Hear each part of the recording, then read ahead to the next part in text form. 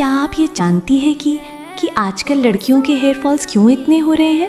क्योंकि वो दुनिया में फ़ैशन में बिज़ी हो गई हैं, हमारे नबी की सुन्नत भूल चुकी हैं। तो आइए आज हम इस वीडियो में जानेंगे कि कैसे हम अपने हेयर फॉल को सही करें, वो भी सुन्नत तरीके से।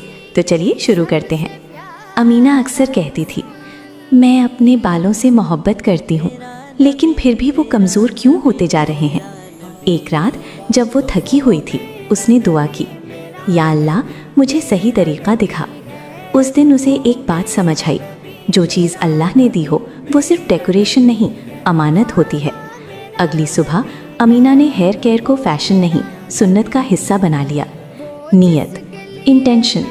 उसने पहले नीयत की, मैं अपने बालों का ख्याल सुन्नत पर चलकर करूँगी। जब नीयत बदली तो रूटीन इबादत बन गया।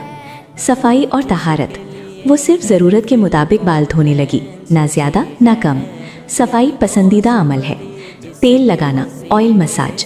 रात को सोने से पहले हल्का सा तेल लगाती, ज़बरदस्ती नहीं, प्यार से। ये सिर्फ बालों के लिए नहीं, दिमाग के लिए भी सुकून था। बीच से मांग, वो बाल बीच से मांग के साथ संवारती। एक छोटी सुन्नत, लेकिन दिल को कनेक्टेड रखने वाली। नरमी और सब्र, कंघी धीरे चलती, टूटने पर गुस्सा नहीं, सब्र।